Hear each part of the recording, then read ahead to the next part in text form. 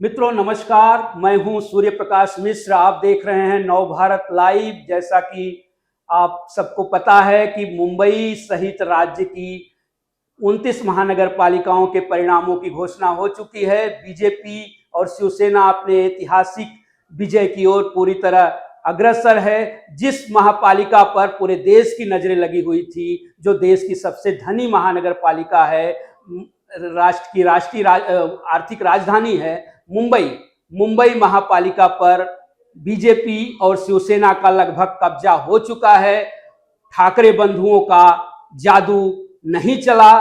कांग्रेस अपनी सबसे खराब हार की ओर अग्रसर है। हमारे साथ इस पर चर्चा करने के लिए नव भारत डिजिटल के एडिटर मनोज भोयर साहब हैं। सर, आपका बहुत बहुत स्वागत है। आप इन 5 कारणों की थोड़ी हम मीमांसा करेंगे कि मुंबई में बीजेपी की जीत और उद्धव ठाकरे की हार के क्या कारण आप बता सकते हैं? देखिए, मुंबई के बीएमसी चुनाव के किंग तो देवेंद्र फडणवीस है। जिस तरीके से और जिस माध्यम के साथ में उन्होंने चुनाव लड़ा बीएमसी का, देखिएगा कि प्रधानमंत्री की रेस में देवेंद्र फडणवीस जी है इन दिनों। है नहीं है, क्या होंगे नहीं होंगे पता नहीं, लेकिन रेस में आने की चर्चा तो होती है। पहले गडकरी जी की थी। इस चर्चा की भी कुछ मायने हैं। देवेंद्र फडणवीस जी, मुझे लगता है कि उनको भी पता है कि कल जाके मैं इस रेस में हूं, वो भली भांति जानते हैं। और दूसरी बात कि वो इस देश के बीजेपी के बड़े कद्दावर नेता है, चीफ मिनिस्टर है, दूसरी बार, मतलब एक बार डीसीएम और 2 बार मुख्यमंत्री। जैसे गुजरात में नरेंद्र मोदी जी ने अपने एक विकास का मॉडल सामने रखा देश के सामने, और उसकी वाहवाह हुई और लूटी भी गई बाकायदा। देवेंद्र फडणवीस जी भी ये चाहते कि मैं विकास का ऐसा रोल मॉडल देश के सामने रखूं, और ऐसा एक राज्य के का वो मुखिया है कि जिसमें मुंबई देश की आर्थिक राजधानी और अंतर्राष्ट्रीय शहर जी उनके राज्य की राजधानी है, जिसका इंटरनेशनल इंपॉर्टेंस, उनका रेमिफिकेशन, कॉग्निजेंस बहुत बड़ा है। मेट्रो की मिसाल ली जाए, भले ही उसकी शुरुआत पहले कहीं हुई होगी, उन्होंने एग्जीक्यूट किया उसको, कोस्टल रोड एग्जीक्यूट किया। मुझे ऐसा लगता है कि देवेंद्र फडणवीस जी ने इस बीएमसी चुनाव में, क्योंकि उनके हाथ में मौका लगा, तो उन्होंने ये दिखा दिया कि मैं डेवलपमेंट पर ज्यादा भरोसा रखता हूं और वहीं मैं वोट मांगता हूं, और वो उन्होंने किया भी। इसके साथ बीएमसी में बांग्लादेशी का मुद्दा उठा, जो रोहिंग्या, और ये उठाया नीतीश राणे जी ने। और उसके बाद में फिर केंद्र से जब आरटीआई के द्वारा जानकारी मांगी गई, तो उनके पास में, केंद्र के पास जानकारी नहीं थी, जिस पर प्रेस कॉन्फ्रेंस की सचिन सावंत जी ने, वो मुद्दा हट गया। हिंदुत्व का मुद्दा बहुत ज्यादा नहीं चढ़ा, मराठी अस्मिता का मुद्दा चला। ठाकरे बंधुओं को उन्होंने जरूर रोका, लेकिन रोकने के बाद में भी ठाकरे बंधु शिवसेना शिंदे गुट से ज्यादा सीटें पाने में सफल रहे हैं। शायद मुझे ऐसा लगता है कि उनको ये पता होगा कि आंकड़ों के गणित में हमारी मराठी अस्मिता और बाकी सारे समीकरण नहीं बैठ रहे, लेकिन हम दोनों भाई इकट्ठा आने के बाद में कम से कम मुंबई में हमारी साख बची रहेगी। अब ये मराठी अस्मिता बनाम गैर मराठी का जो मुद्दा उछला काफी, और ये 2017 में ही जब 82 सीटें आई, 82, आप समझ लीजिएगा कि मतलब युति का जो ये था, गठजोड़ था शिवसेना और बीजेपी का, उसमें वो शायद एनालिसिस नहीं कर पाए उनके दोस्त शिवसेना या बाकी पार्टियां, लेकिन 82 सीटें आई, तभी मुंबई का तमाम तरह का गणितों का गठजोड़ उन्होंने कर लिया था। एक मुद्दा। अब तो काफी साल गुजर गए, इसमें तो बीजेपी मजबूत हुई, सरकार बनी, और लगातार वो मजबूत होते जा रही है, संगठन के स्तर पर, आर्थिक स्तर पर, टेक्नोलॉजी, सोशल मीडिया, एल्गोरिदम, तमाम चीजों में। तो मुझे लगता है ये प्रमुख कारण है, बाकी तो। लेकिन आपने सही कहा, बीजेपी साधन संसाधनों वाली पार्टी है, और उन्होंने बड़ी रणनीति के साथ बीएमसी का चुनाव लड़ा। अब देखा जाए तो आपने देवेंद्र फडणवीस जी की बात की, वो मुंबई एमएमआर की भी बात कर रहे थे, तो एमएमआर को एक जैसे भारत का ग्रोथ इंजन बनाने की बात की, विकास की बात की। एमएमआर में भी उसी तरीके का उन्होंने इस तरह जीत का परचम एक तरीके का लहराया है। बड़े भाई की भूमिका में बीजेपी आ गई, लेकिन मुंबई में एक तरफा उनको जीत नहीं मिली है। ये भी ध्यान देने योग्य बात है कि मुंबई में उनको एकनाथ शिंदे के सहारे की जरूरत बिल्कुल पड़ेगी, जहां वो चाहते थे कि कम से कम 115 से 20 सीटें वो लाएं, लेकिन वो 100 के अंदर ही दिखाई दे रहे हैं। इसके पीछे का कारण नेता बेसिकली हमेशा बहुत कॉन्फिडेंस के साथ में, आत्मविश्वास के साथ में जनता के सामने जाता है। राज ठाकरे और उद्धव ठाकरे को बिल्कुल पता था, खासतौर पे राज ठाकरे को, कि अदानी को अटैक करने से आप वोट नहीं हासिल कर पाओगे। किसी एक राजनीतिक व्यक्ति को आपको अटैक करना पड़ेगा, नंबर 1। नंबर 2, तभी लोग सोचने लगते हैं कि ये अटैक अदानी पे किया गया, लेकिन गाहे बगाहे ये अटैक करना चाहते हैं देवेंद्र फडणवीस मोदी जी पे, और सीधे हमला नहीं कर पा रहे। तो अदानी वाली बात लोगों ने समझ ली होगी, और मराठी अस्मिता का भी मुद्दा समझ लिया होगा। वही कुछ अंशों में ठाकरे बंधुओं की बाजी शिवाजी पार्क के सभा से पलट गई, नंबर 1। देवेंद्र फडणवीस भी ये जानते हैं कि मराठी अस्मिता का मुद्दा उनको भारी पड़ेगा, और शायद उनका जो समीकरण है सत्ता का, वो बिगड़ सकता है।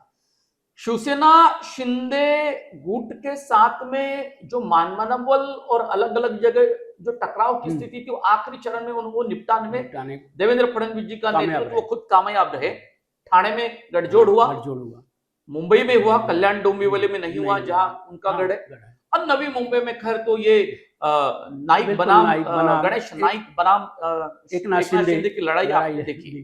मुझे ऐसा लगता है कि वहां भी उन्होंने एक समझौता कर लिया था, लेकिन वह गठजोड़ आखिरी चरण में नहीं हुआ, और कहीं उसका असर महायुति पे न पड़े इसकी कोशिश की गई। भले अजीत दादा वर्सेस बीजेपी, ऐसा भी हमने संघर्ष देखा जो कभी नहीं देखा था इसके पहले, नहीं देखा गया।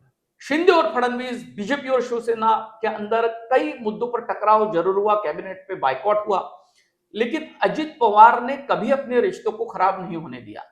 लेकिन राष्ट्रवादी के साथ में, पवार गुट के साथ में पूना में उन्होंने गठबंधन करने के बाद में कहीं कहीं बहुत तीव्र संघर्ष देखने को मिला, जिसमें देवेंद्र फडणवीस वर्सेस अजित पवार भी, ये भी पिक्चर हमने देखा है। अब जो मुद्दा आपने कहा कि बीजेपी ने पूरी तरीके से नहीं रोका, कहीं सुपड़ा साफ नहीं हुआ है सूर्य प्रकाश जी, देखिएगा कहीं सुपड़ा बिल्कुल भी साफ नहीं हुआ। नहीं, मुंबई में तो नहीं हो पाया, जगहों पे बहुत सफल रहे। शिंदे जी की कमान बड़ी अच्छी रही, संभाली उन्होंने, और महायुति का ही सब जगह बोलबाला है। कोल्हापुर में आपने देखा कि सतेज पाटिल ने महायुति को टक्कर दी, और उसकी प्रशंसा बाकी नेताओं ने भी की, सत्ता पक्ष के। अब मुंबई वाला जो मामला है कि ठाणे में बीजेपी आगे गई, लेकिन शिंदे सेना वहां मजबूत रही, संभाजी नगर में नहीं रही। अहिल्यानगर में राष्ट्रवादी कांग्रेस पक्ष आगे आया, नासिक में भी इसी तरह। जो कि हम एमएमआर के संदर्भ में जब बातचीत करते थे, इन चीजों को भी हमें समझना होगा कि आपके गढ़ में अजित पवार के राष्ट्रवादी के सेंध लगाई बीजेपी ने पिंपरी चिंचवड़ और पुणे में, जो कभी नहीं हो पाया था। एमएमआर में आपने देखा होगा कि नवभारत के कॉन्क्लेव में मुख्यमंत्री जी ने यह बात कही थी कि 1.5 ट्रिलियन का जो सपना एमएमआर के लिए दिखाई दे रहा है, जो वो बोलते हैं, जो उनकी आगे की स्ट्रैटेजी रहती है उसका प्रचार प्रसार भी अपने भाषणों द्वारा वो करते हैं, जिससे डेवलपमेंट पर आगे के उनका विजन साफ दिखता। अब आप ये भी सवाल पूछेगा कि जब सत्ता आएगी कांग्रेस, इसकी बीजेपी और शिवसेना की, उसके बाद में मुंबई के सामने जो चीजें, उसका क्या करेंगे? सबसे बड़ी बात यह है सर, आप ही बताइए क्या करेंगे? वो देखिए, उन्होंने तो विकास का उनके पास विजन है, उन्होंने रखा है, उनके पास केंद्र की सत्ता है, राज्य की सत्ता है। एक कारण ये भी रहा, वो 5 कारण दिखाएं कि केंद्र और राज्य, और उसके बाद वो महापालिका की सत्ता का एक तरीके से विकेंद्रीकरण करने में, अब सत्ता का विकेंद्रीकरण करने में वो सफल रहे हैं। और उसमें से जैसे आप कहते हैं ना, ठाकरे ब्रांड और पवार ब्रांड, 2 ब्रांड था, एक महाराष्ट्र का, एक वो भी, उसको भी उन्होंने धूमिल करने में फडणवीस जी को सफलता मिली है। और राजनीतिक सफलता भी कह सकते हैं, और आर्थिक सफलता इस तरह भी कह सकते हैं कि 1 लाख करोड़ के बजट वाला सर ये मुंबई और एमएमआर इलाका है।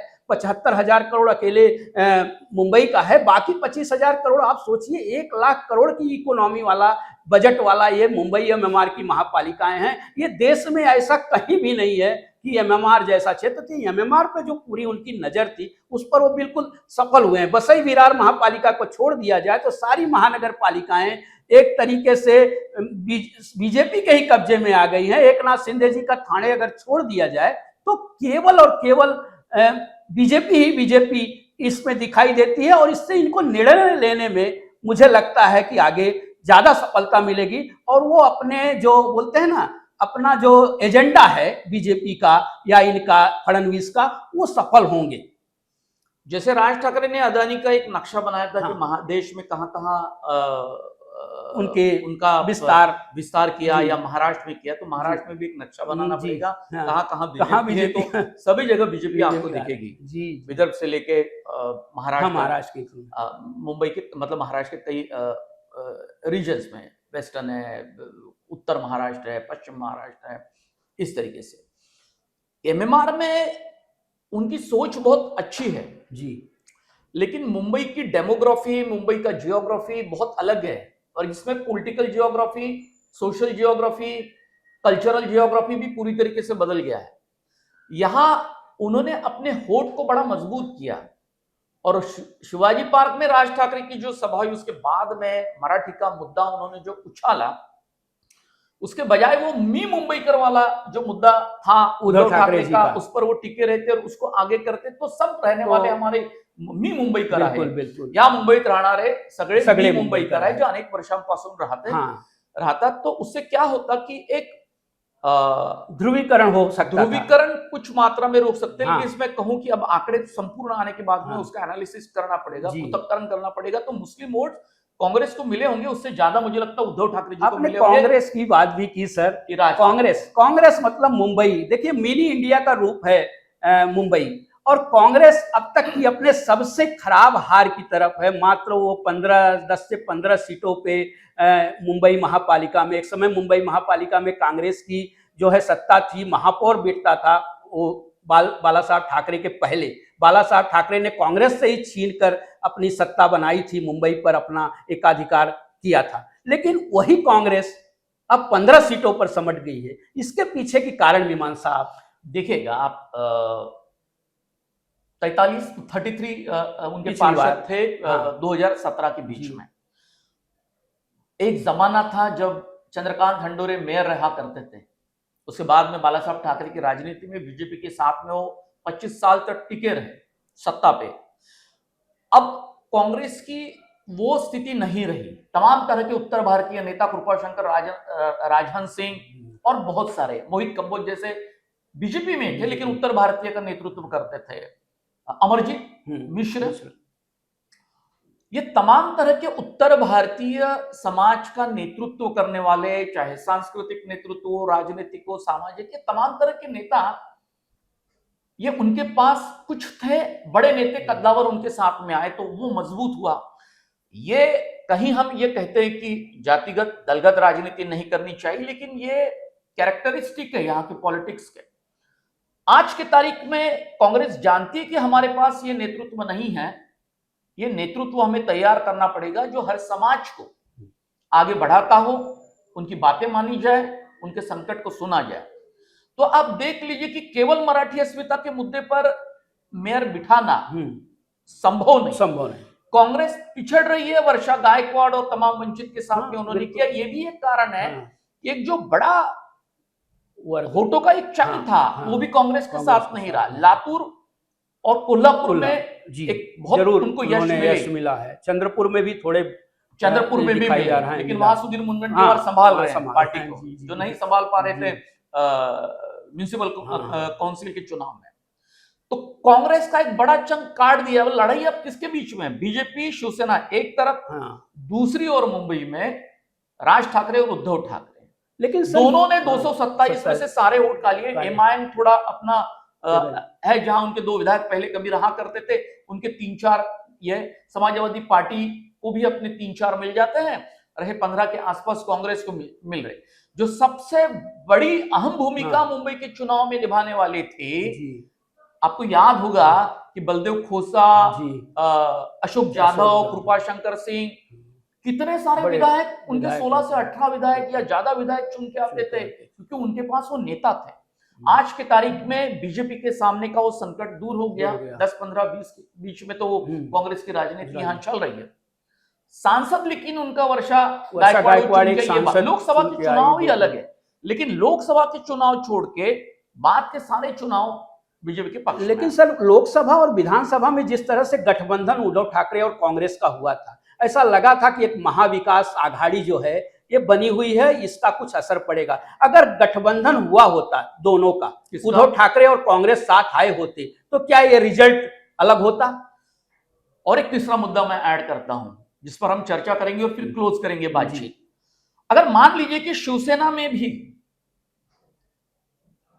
टकराव नहीं होता या वो अलग नहीं होते, इकट्ठा मजबूती के साथ में रहते, तो आज बीजेपी को टक्कर देने वाली पार्टी महाराष्ट्र में वही होती। शायद बीजेपी के रणनीतिकार ये जानते होंगे भली बात ही, और शायद आपने ये भी देखा होगा कि जिसके बाद में जो कांग्रेस राष्ट्रवादी है, कांग्रेस तो खैर उनसे ज्यादा टूटे फूटे नहीं, राष्ट्रवादी से कुछ पहले ही 2014 में चले गए थे, और अजित पवार और शरद पवार भी अलग हुए, शायद बाद में इकट्ठा आ जाएंगे परिस्थिति के अनुसार, अकॉर्डिंग टू सिचुएशन।